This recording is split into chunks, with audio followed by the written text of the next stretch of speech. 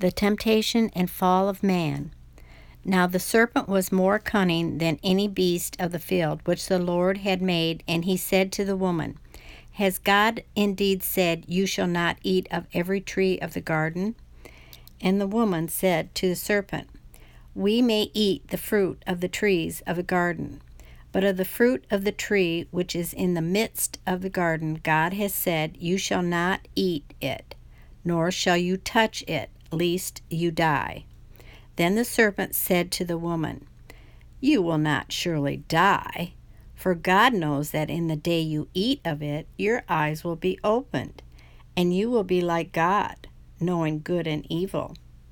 So, when the woman saw that the tree was good for food, that it was pleasant to the eyes, and a tree desirable to make one wise, she took of its fruit and ate.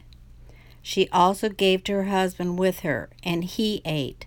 Then the eyes of both of them were opened, and they knew that they were naked. And they sewed fig leaves together and made themselves coverings. And they heard the sound of the Lord God walking in the garden in the cool of the day.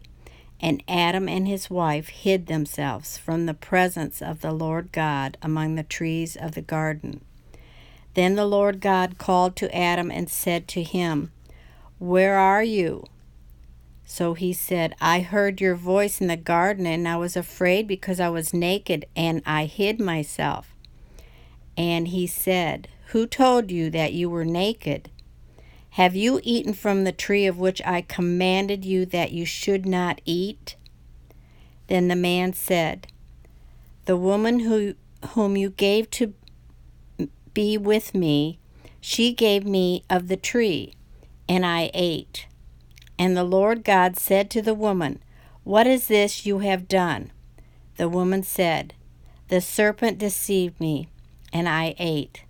So the Lord God said to the serpent, Because you have done this, you are cursed more than all cattle, and more than every beast of the field.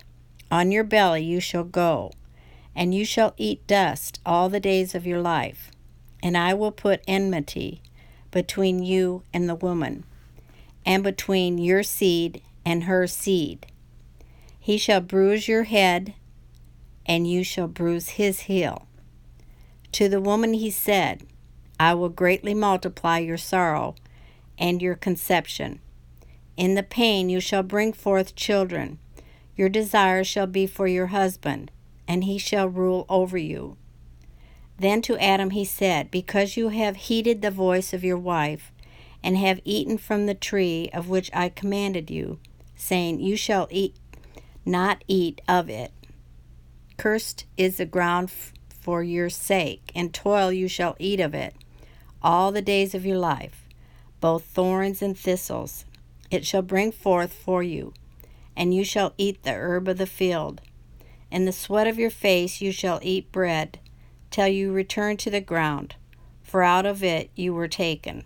For dust you are, and to dust you shall return. And Adam called his wife's name Eve, because she was the mother of all living. Also for Adam and his wife the Lord God made tunics of skin, and clothed them. Then the Lord God said, Behold, the man has become like one of us, to know good and evil. And now, lest he put out his hand and take also the tree of life and eat, and live forever. Therefore the Lord God sent him out of the Garden of Eden to till the ground from which he was taken. So he drove out the man, and he placed cherubim at the east of the Garden of Eden, and a flaming sword which turned every way, to guard the way to the tree of life.